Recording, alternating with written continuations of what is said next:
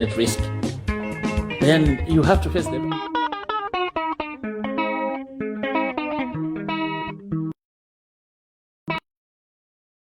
When you break regulations and put the whole nation at risk, then you have to face the law.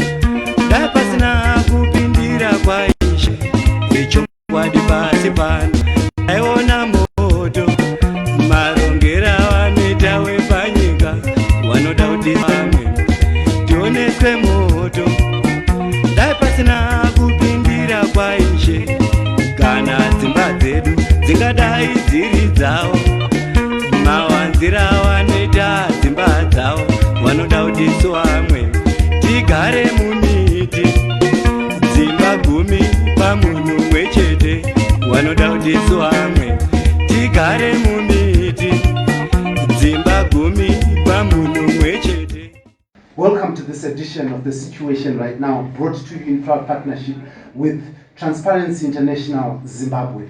Now, the issue of corruption has taken root in this country. President Mugabe has declared war against corruption. He says that those who are involved in corruption have no place in Zimbabwean society, and those will carry their own cross if found. But regardless of that, Transparency International released a corruption perception index where Zimbabwe is not faring very well. In the world, we are regarded as one of the most corrupt countries. Arrests are not seeing convictions taking place. Now, the question is, what is the problem? What is the challenge? Some believe that we lack laws and legislation that enables those who are corrupt to be brought to book. Now, in partnership with Transparency International Zimbabwe, we look at the laws such as the Whistleblower Protection Act, which has been said by those who fight corruption or responsible for actually looking at how Zimbabwe fares in the corruption fight is very, very, very important. Those who know who is corrupt must be protected, and the whistleblower protection is very important. Now, to help me discuss this in studio, I have members of parliament, legislators who make the laws in parliament. We want to hear from them. Are the laws adequate? Is the whistleblower protection law going to become a reality in this country?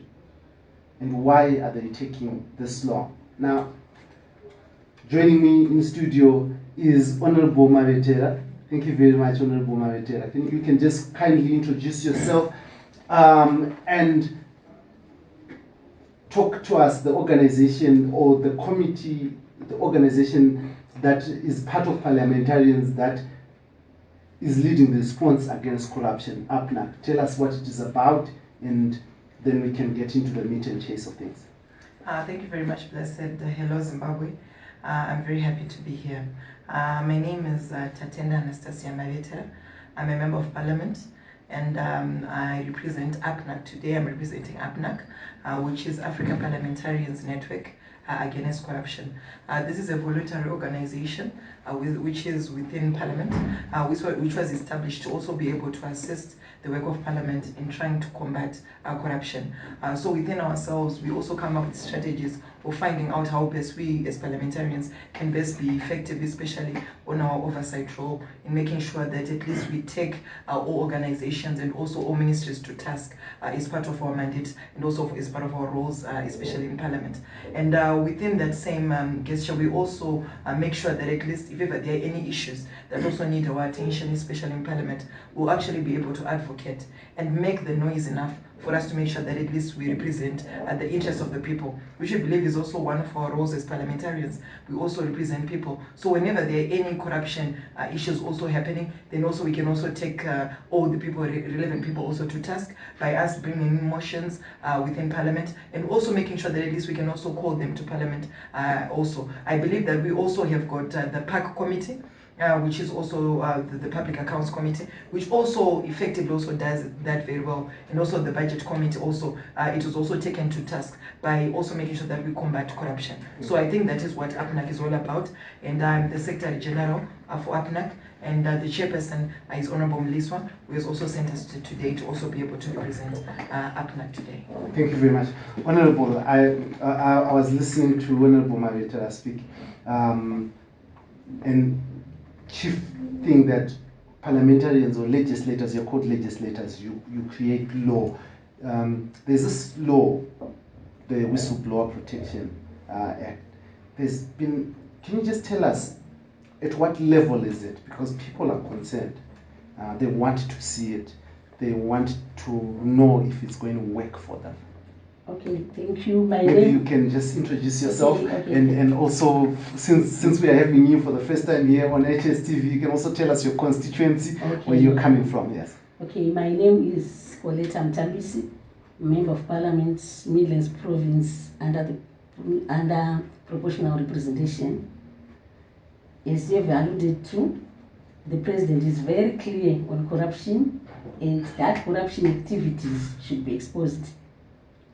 Whistleblowers play a very important role in our society in exposing corrupt activities. And it is therefore important for us as legislators to push for the enactment of the Whistleblower Protection Act. We are going to push our Minister of Justice to bring this to the House as soon as possible, I think. Amazing. We'll come back to you, but I'll allow you, Honorable, to just also introduce yourself and talk to us why it has taken so long for us to have a Whistleblower Protection Act in Zimbabwe Parliament. Thank you, Blessing. My name is James Chidapwa. I represent Mapukuta Fada constituency, and I'm a member of APNAC and also chairperson of Zimbabwe chapter, African Parliamentary Network on Illicit Financial Flows. So, in my view, Blessing, I'll have to acknowledge that the whistleblower protection is a very important act that we are supposed to have in Zimbabwe, given that around 1970s there was Official Secrets Act, which was dealing with prohibition of publishing of official information. So, and that has taken this country a long time, and people are taking advantage of that act, and so many things have been happening, corruption, illicit financial flows, and that kind of stuff. It has been happening. So coming in of this whistleblower protection, to me, is a welcome move, and I think it will then take this country to a better level. And to your question, what we have, institution that we have in Parliament as we speak, is that we are having, this bill is supposed to come from the executive. It's not coming from Parliament to the executive. So Parliament then is supposed to wait for the minister to then bring the bill to the House, so that we can start debating the House. But as legislators, we can also during question time and another time, we can also ask the minister on the status of the bill, to say where are we on the bill. and as of now, we haven't received it in Parliament. Are you worried about that? Very much, very much. Because given the background that I said, we had a 1970 law that people have been taken advantage of, and now we are in 2022, and so of course I'm very much worried about that. So just for the background for people to understand, what was the problem with the Official Secrets Protection Act, the one that you just raised?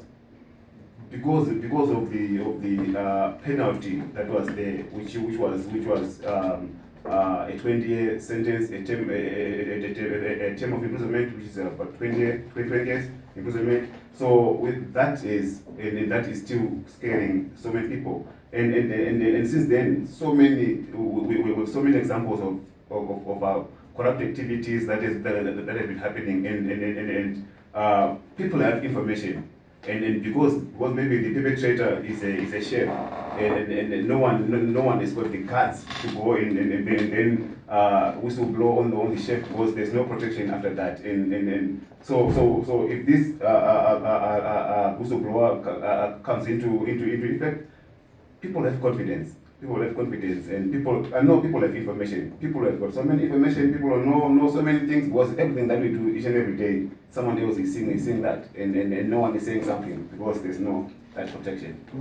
Amazing, yeah. Just for the benefit of our viewers, now the Official Protection Act, Secrets Protection Act, would have stopped anyone in the public sphere, a public official, from divulging information that could they would have had in their possession, which would have exposed corruption if they received it whilst on official duty, because they would have assigned that they'll keep things that happen within the system protected. So that act has been used by people not to give out information, and they scared those who have the information. Now, coming to you, Honorable Manager, to what extent do you think that Parliament is responsible for not having this official Whistleblowers Act, whistleblowers law in our legislation? Okay, thank you. Well, for me, it's a two-way situation. I believe that, of course, we as parliamentarians, we're supposed to then be able to take to task the ministers through us having question and answers, and also even raising some point of privileges. We have all those privileges within ourselves. So yes, to some extent, yes, the onus is on us for us to make sure that at least this legislation is put in place. But when I look at it, I think it's two-way. The reason why I'm saying it's two-way, the executive, I think if you look, I think traditionally we have known that most of the legislation comes from the executive. And as much as we have got a privilege, of course, it's within us that we can actually have some private members' bills. But truly speaking, not a lot of people have been able to achieve that. So because of that now, when we have a bill, we believe that when we have this bill, then we can then be able to have this act. We can have private members coming in, but even if you look at what you need to then be able to do, there's a lot of resources that are needed for one to be able to constitute, even for one to constitute a bill, and then at the end of the day be able to also consult, do the public hearings. There is some budget that is needed. So if ever one has to be having this, that person has to really be having the resources. So within that, I know we can have private members' bills, which can then be able to make us have this legislation. But for us, when we look at it as APNAC now, we need to advocate. Our main objective is for us to advocate for law which involves anti-corruption. So to that extent, as anti-corruption is an anti-corruption network within Parliament, I believe, of course, we are to blame to that. But however, and also I feel that we sit on the National Task Force Against Corruption, which is headed by ISAC. Is APNAC, and there we are in part of one of the thematic committees. They've got 6 thematic committees, which then also go down there to also work on issues to do with corruption. So when I look at that, I believe that at least within that thematic committee, we can then be able to contribute and say, where are we? But ZAC has been clear that they've already sent to the Minister of Justice, and they've also sent even to all the relevant stakeholders to make sure that at least they forward what they believe that is a model bill of this Whistleblowers Protection Act. And truly speaking, what I feel needs to be done is for us to push as Parliament. We need to push the Minister of Justice. We need to ask him, take him to task. I know he presented in Parliament the other day that now, if you look at it, they've already started, they've done the principles, and the Minister, the Auditor General is also, the Attorney General is also working towards that. So I believe that within the same view, I'm sure we're going to be having it very soon in Parliament. What if I say that politicians are actually the most corrupt, and this is why you in Parliament, you are politicians, the most corrupt, and you are taking your sweet time to do this thing because you know it would affect you? What would you say? Yeah, you might really say that, but if you look at it, if you're going to be quite clear, you have had parliamentarians a lot of times complaining about even their welfare. You understand? So it is within their view. They believe, I think it's something which is a notion which is in our country, whereby people think if ever we are going to combat corruption, and I'm very happy that His Excellency Dr. Idi Mnangagwa is quite clear when it comes to him on his position when it comes to corruption. He is so clear that we don't need corruption in this country, and there are punitive measures that need to be given to anyone who is going to be involved in corruption. So truly speaking, if we're going to be saying that the politicians within Parliament, they don't want corruption to be combated, I think that is very wrong. Because truly speaking, the head of state has been clear about that, and we follow suit. I believe that the minister, the president, has always been, even on all his sonas, the recent sona that we have for the opening of the first session, he very much emphasized on the issue of corruption. So for us, within ourselves, we believe that the moment that we combat corruption, we are also doing our role that we're supposed to do as parliamentarians, and we actually are supposed to then safeguard money which is in the fiscus, so that at least we can actually even get better remuneration. We would also wish for that. So we are happy, and we're also happy that now even the teachers also had to get some new remuneration coming their way. And for us also, even us as parliamentarians, would also hope for that. So there is no way we would want to protect anyone against corruption. Truly speaking, that's not us. When you say hope for that, you want a US dollar component? No, we have never hoped for that. But anything which we believe that is also good, I think it's something that we've always hoped for. Amazing. But Honorable, in your opening remarks, you said that President Emerson Mnangagwa has been clear about corruption. Do you think that he is doing more than just speaking in fighting corruption?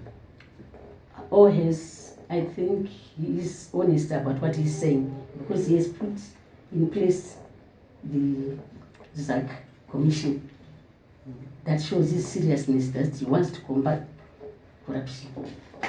But ZAC could just have been there because this is a constitutional body that was put in place through the 2013 constitution. So what other things has he done to show that he's very serious in fighting corruption? Some people have been sent to jail because of these corrupt activities during his tenure. So I think he's serious about it. Do you agree, Honorable Shita?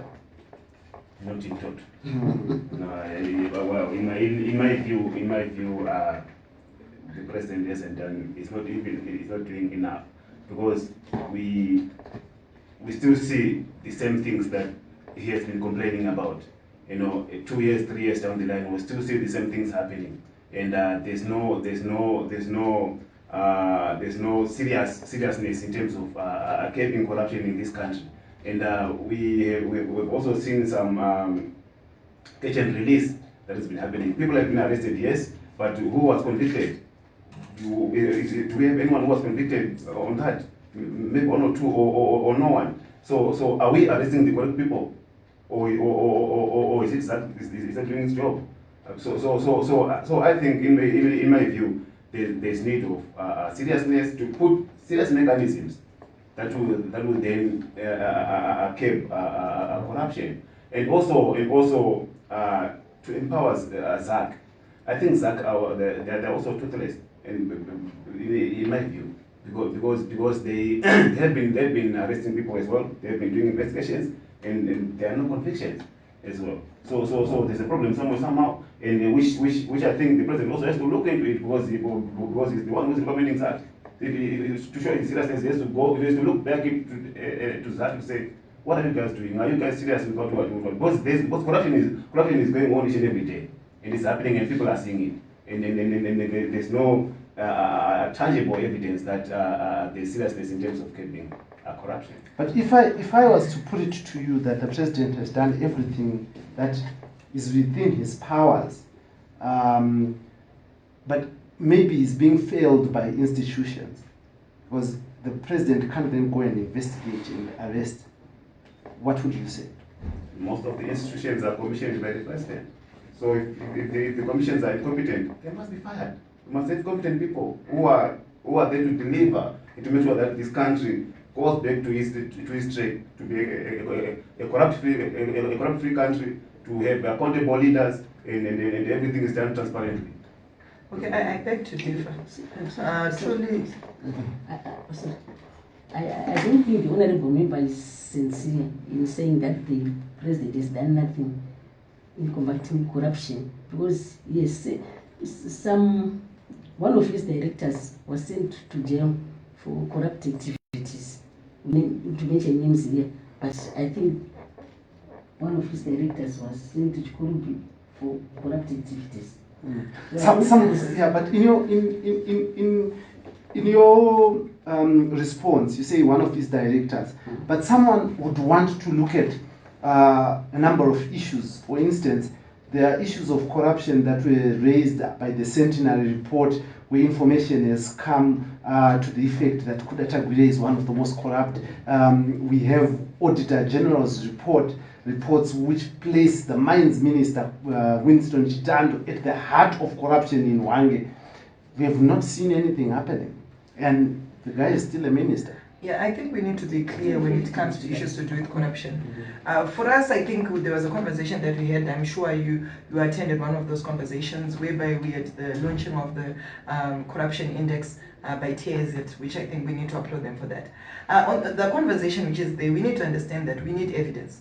Evidence needs to be there. We just can't be having rhetoric situations whereby one is maybe negative towards something and they are there to start accusing certain people of corruption, which they don't have evidence for. So for me, I think what we need to do is for us to have evidence, and then we can then be able to prosecute. Prosecution is a process which needs enough evidence for one to be able to be prosecuted. The issue that Comrade Chidakwa, Honorable Chidakwa, is talking about, whereby he's saying that now the occasion releases. To be honest with you, we had a conversation with His Excellency on the 2019 Anti-Corruption Day. He came there and he was talking to people, and he mentioned that the issue of anti-corruption is a situation whereby now, as I am, we have got three arms of state. There is no way that we can have one indulging into the other. If ever there is no enough evidence, no one will be prosecuted. We have had this situation before. That's why we're saying we need people that are going to be reporting corruption to be protected. This is the conversation that we need to have. We need that protection. When people are protected, they are not victimized. Today I will go and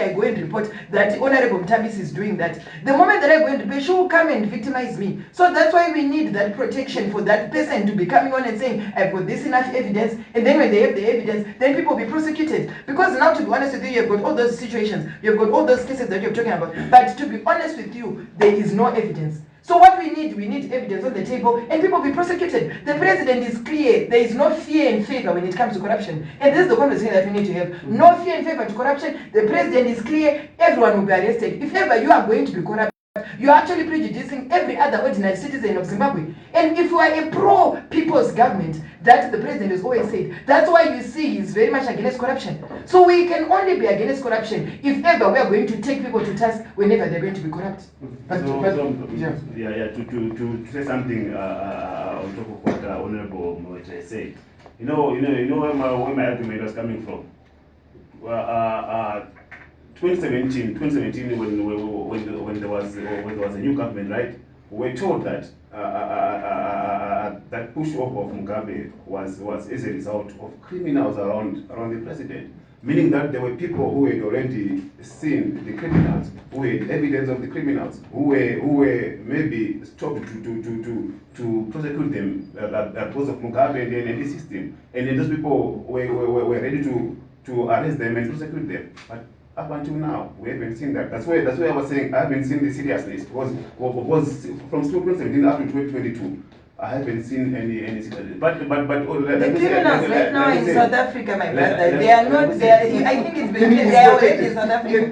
The criminals, they are not even coming to Zimbabwe because they know. I think it's clear. Can you allow him to finish? Thank you, President. If the criminals are in South Africa, then they were not mentioned. They're in exile, they can't be coming. We're not given names of the criminals that were around the president, but we're just informed as a nation that there are criminals around the president. And I'm happy that she's telling me that those criminals are in South Africa. I didn't know. I wasn't aware of those criminals. But I'm saying those in South Africa, maybe there are 3 or 4 people.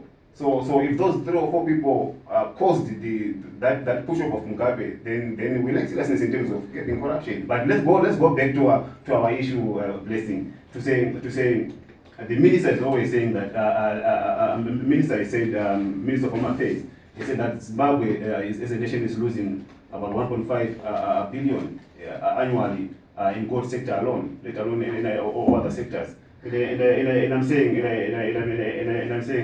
we need systems to curb these things. We need serious people, serious institutions that will put serious systems to then stop this illicit financial flow or illicit flow of our minerals in this country of any money. So that was where I was coming from in terms of the seriousness that I was talking about. So there is someone at the Zimbabwe International Airport who probably knows how this gold is smuggled through the airport. But because you don't have a Whistleblower Protection Act, they might not be talking. And that is a fact. And that is true. Because that person has got a job to protect, has got a family to protect, and has got fear in him or herself. And for sure, that person will not say anything because there's fear. There's no protection after whistleblowing of anything. But I want to come to you when you say that we need to have protection of whistleblowers. What happens when the state is at the center of victimizing whistleblowers? I'll give you an example, a classic example of Opol Chimono when he got information that Henrietta Shwaya, who had been arrested for gold smuggling, was going to be given bail the following morning without being opposed. And he tweeted about it. And it was him who was arrested for obstructing or interfering with justice. But the things that he had spoken about were exactly the same things that then happened until the magistrate said, stop, hold on, there must be something wrong here. So the state in this victimized, it was the whole state victimizing someone for exposing corruption. What do we do about it? Okay, thank you very much for that. I think, you know what, Bless, when it comes to issues that are within the courts, I think everyone knows it. There is never a time that we can then be able to discuss about issues which will be within a court. So the moment that one is able to publicize such, whenever it is something which is not very much authentic, I think there's a lot that needs to be desired. That's why you see there are a lot of issues that would then come up, whereby one then can then be able to get the wrath of the law getting on them because they would have publicized something which might not be appropriate at that very time. But this is public interest, and it actually then happened. How do you not? I don't think there is very much. Yes, you are saying it because probably you are very much privy to what could have happened. But I don't think the state has got anything to say, but they are just following the law. We need to understand that if ever there is anyone who would have obstructed the course of justice, definitely there is some law that you have to then be able to apply. So the moment that then we are not supposed to do, we tolerate such inconsistencies, it then cripples even our justice system. So to be honest with you, if ever anyone, there is no one who is above the law.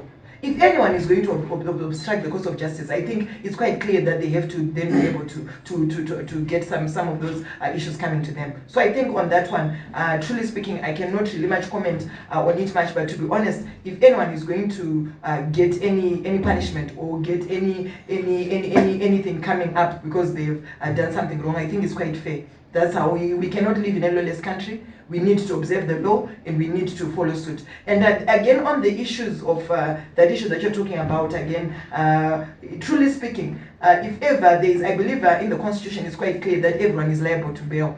And that's why you see, even after having a lot of encounters, one not being able to get bail, one has to then be able to get bail. And let the law take its course until we conclude certain issues, and the prosecutors will be able to make sure they prosecute people. So for us, I think it's quite clear. Let's let everything go forward. Let's let the law take its course on all those people that would have actually violated any law in this country. You want to come in?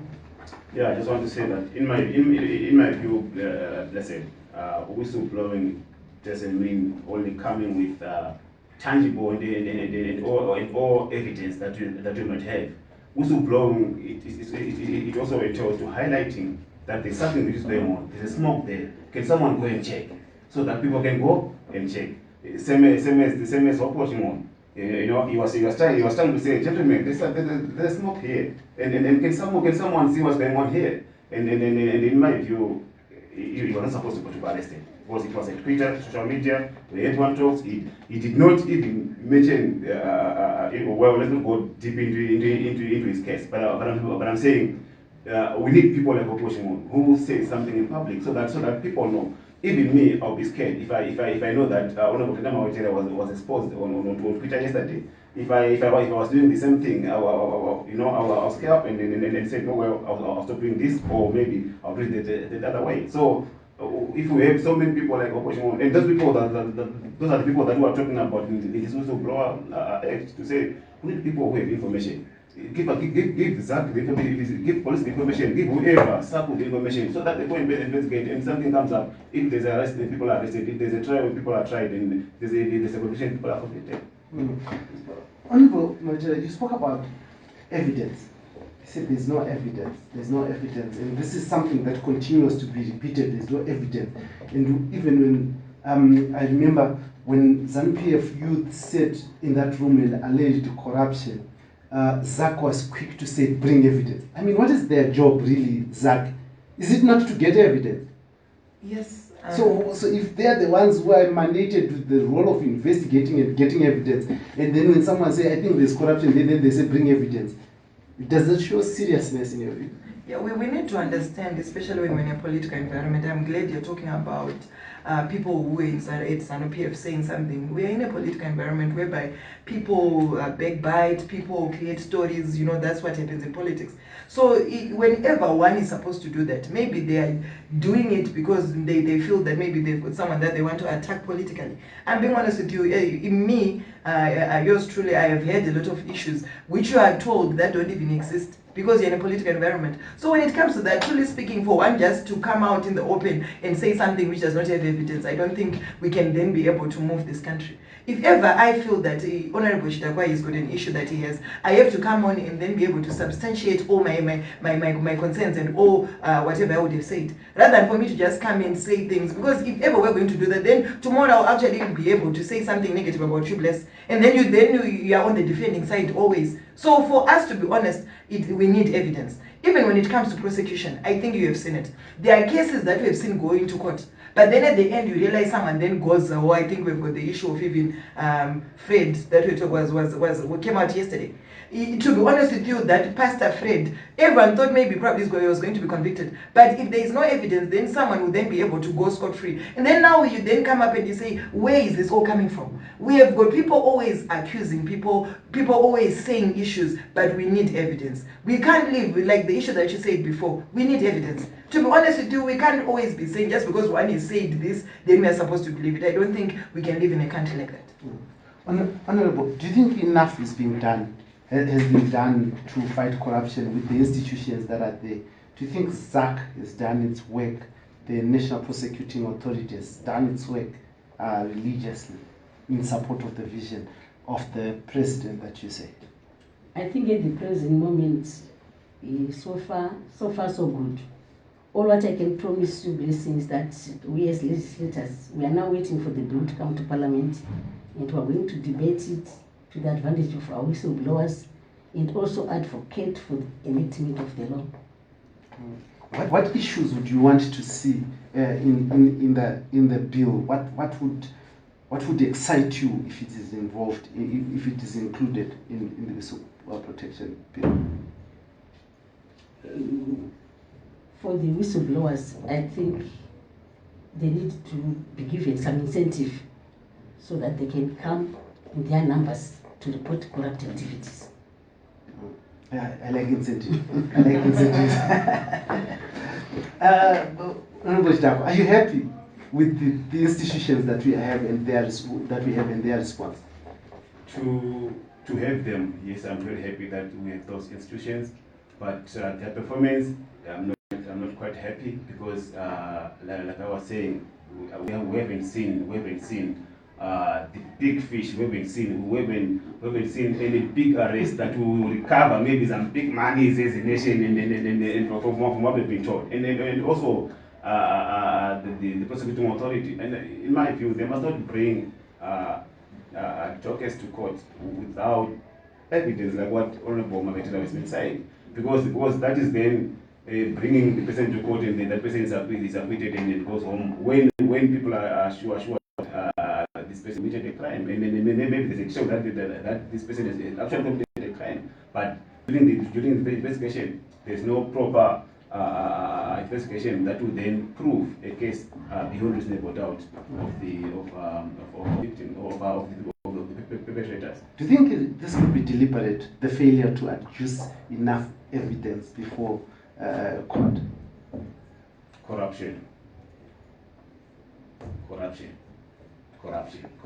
So in some cases, corruption then takes away the case, and money comes into someone's pocket, and at times politics as well plays a big role, because if you arrest someone with from my faction, and I think I've got some powers to then stop or change the docket, or maybe on easy on how to write the docket, then politicians do that, and that is what some as well. But what would you want to see in the Whistleblower Protection Act? What would excite you if you were to say? Well, the first thing that will excite me is to say there must be proper protection before whistleblowing, during the blowing, and after whistleblowing. There must be some sense of protection. There must be some sense of safety to say, even if I say this, will I be not like that guy who's in Khupe right now, who was exposing RBZ shenanigans, Kereke. Will I not look like Kereke at the end of the day if I expose corruption? So if someone is if someone is that strong feeling in yourself to say, no, I'm safe, I'm cool, and what I'm doing is a correct and it's a good cause, that will then give me pleasure to say, no, welcome this act, and people have to. The most important is people always have to be protected, because people have got information. Everything that is happening within people, and it's every day. And if there's not that protection, then we'll still have corruption until people die. Honorable Mavetela, talk to me about what you'd want to see in the Whistleblower Protection Act. All right, thank you. I think what we need to say, I think the issue of the incentive is quite good, but of course it can then be abused, whereby one you see someone coming up and saying there's a corrupt activity there, and also I just pray if ever we are going to be having such a provision, it has then not to be abused. We need to keep any move so that at least we don't get that. What I think we also need to also see is also when it comes to whistleblowers, I think we then need to then be able even to capacitate them. They need to have the capacity for them to be able to conclusively be able to give the evidence. We need not only to incentivize them for giving evidence, but we also need to be able to make sure that whenever in that same process that they'll be giving evidence, they need to be having the resources enough for us at least for them to give us enough evidence for us to be having quality documents. Because now you see when it comes to dockets, if you look at them, some of them will then be a bit shallow. So for us to have quality dockets, we need at least to have enough evidence which will then be able to help us to be able to compensate for this. So in that view, I think we need more resources. They need to be given resources. I think that is what I think needs to be seen there. And of course, when it comes to all these units that we have, I know there is one that you haven't mentioned since we started, is the special anti-corruption unit, especially in the president, SACU. SACU is there. It shows that there is enough political will even within the president's office. We have got SACU which is there to also be able to investigate these issues. If ever there is anyone who is going to be bringing in, we don't need to have us asking for very much evidence coming in. But I think all these units, they need to be working so that at least we make sure that at least we get enough evidence which is enough and sufficient and also which is authentic. So I think when it comes to them, we need to also be able to make sure that at least all these units, whenever there's any issue, they need to coordinate well so that at least they can get enough evidence coming from the whistleblower to also be able to execute their issues.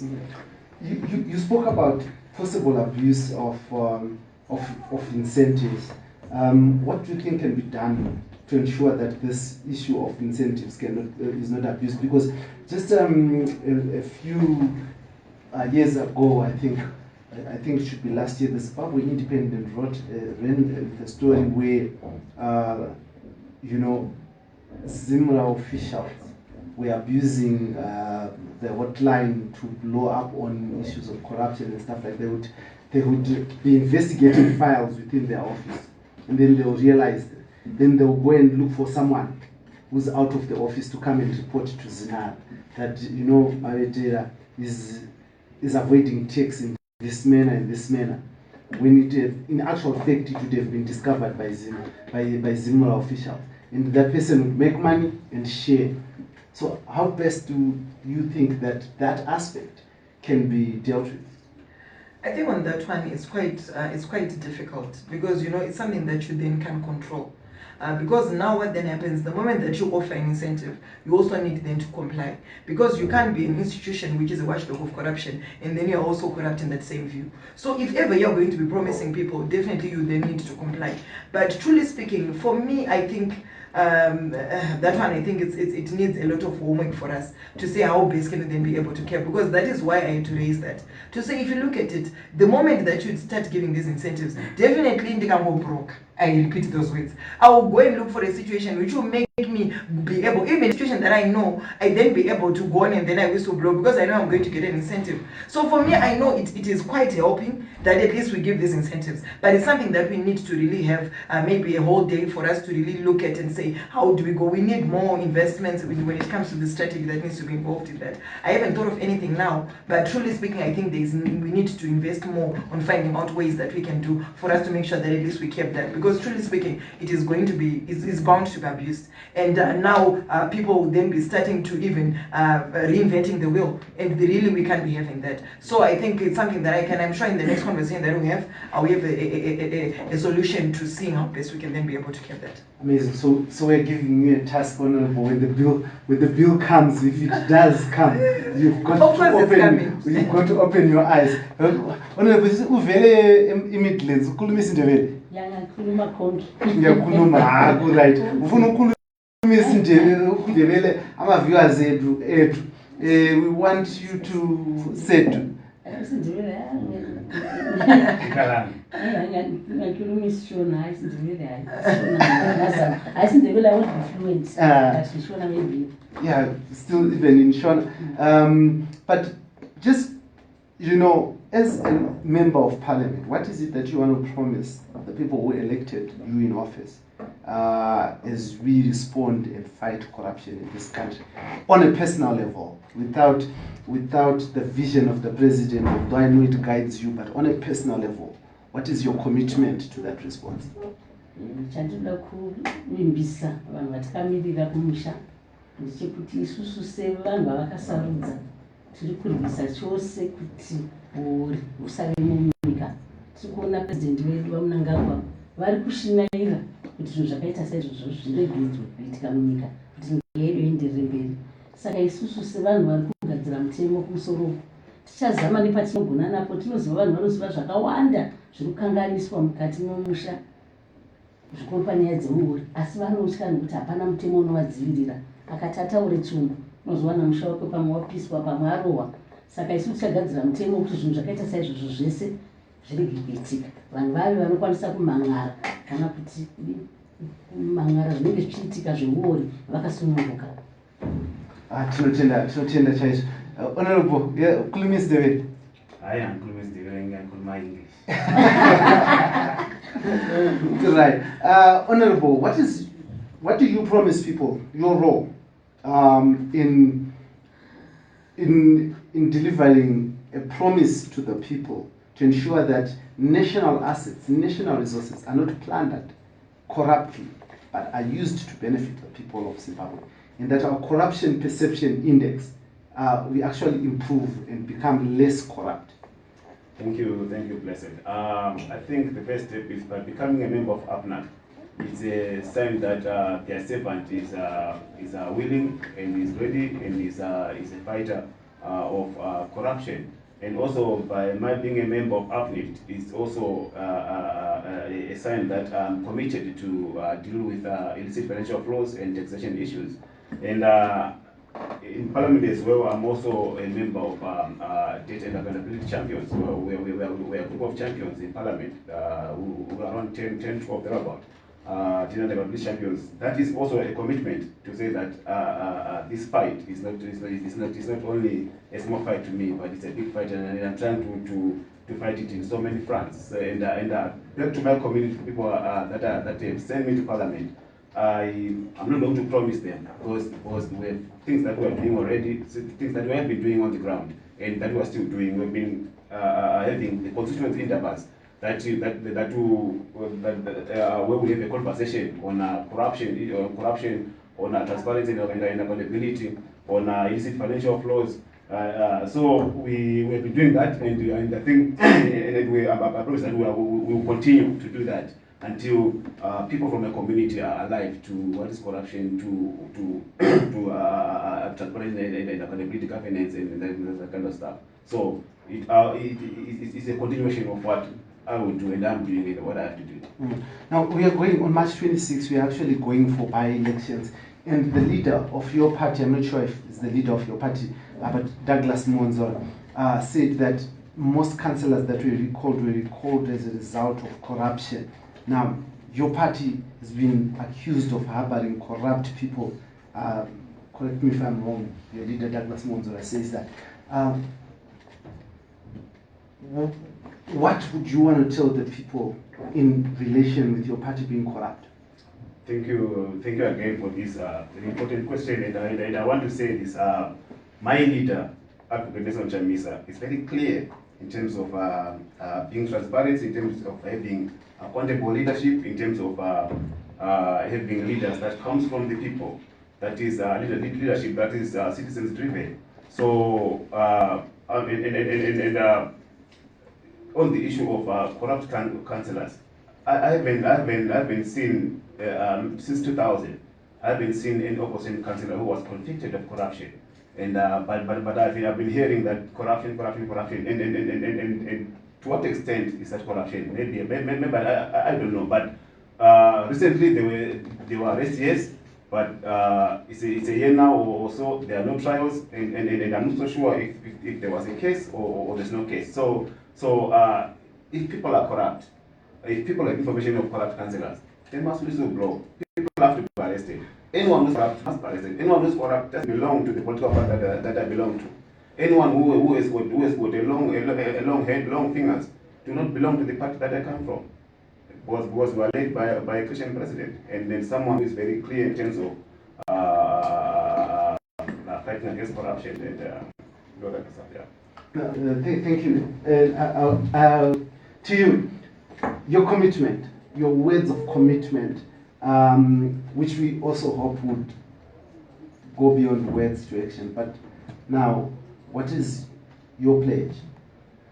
All right, thank you very much. When it comes to pledges, the moment that we got into Parliament, we made a pledge to serve the people of Zimbabwe with all the dignity that we And I think that was the oath that we made as parliamentarians. But after that, we then had to sign in a disclosure, asset disclosure document, which then was able to make sure that we are transparent on what we have before or on the time that we got into parliament. And I think I mentioned about the remuneration that we get in parliament. For me, I'm very clear when it comes to why I got into parliament. It's not about remuneration. We are there to serve the interests and to serve the people of Zimbabwe. And I think my president and also our president for Zimbabwe, Dr. Mnangagwa, has said we need to serve the people. That's why you see even during his holiday that we had recently, he was working during that time. He was having meetings to make sure that at least he is also able to also show the commitment that he has for this country. And I think that is what we need to do as leaders.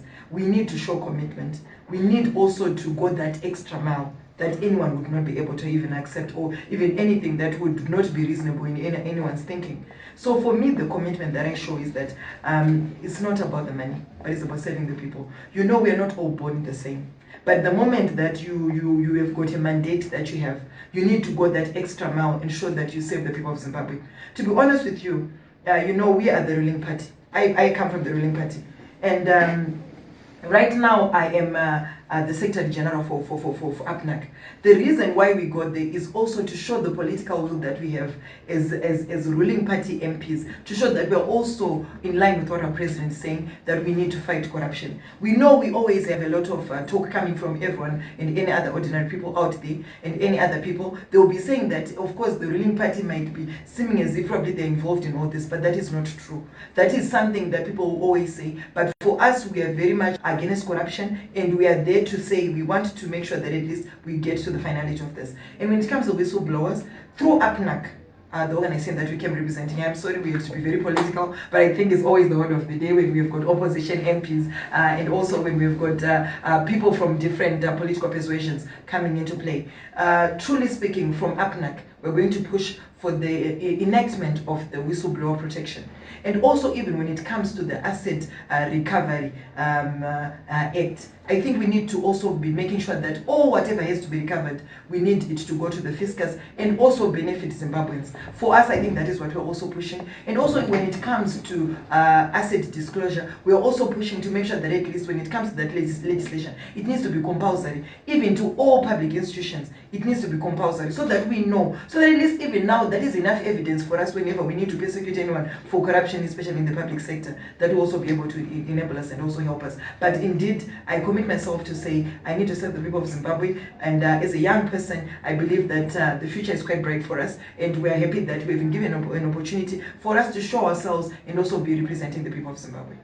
Amazing. Thank you very much, Honorable Mavhetera. And thank you very much to all my guests for joining me here on the situation right now in partnership with the Transparency International Zimbabwe, where we were talking about the role of the legislator in coming up with the whistleblower law. Now, someone once said laws are not passed in parliament, they pass through parliament. We hope that when the Whistleblower Act comes, it will not pass through parliament. We will do justice to it to ensure that our commitment as a nation to fight corruption is seen to be legitimate and to be real. Now, corruption affects investment in the country. It also affects the health delivery and education system. It affects the future generation of a country. And if we do not join hands as a people, if we do not come together to ensure that national resources are used to build our nation, we will forever remain a third world country. We want to be at the level where we are a developed nation, where our roads are better, service delivery, water is coming in and flowing in our homes, clean, potable water. We want a better nation. Zimbabwe is ours too. Let us all play a role to change this nation for the better. We here at TIZ advocate for a Whistleblower Act that allows people to report corruption freely, and we enjoin our parliament to do its role to make sure that that law comes to fruition. I am your host, as always, Dara Blessed Mhlanga, on Heart and Soul TV and radio, and with amazing parliamentarians, the honorable members of the House of Assembly and Senate. Thank you very much for joining us. Until next time.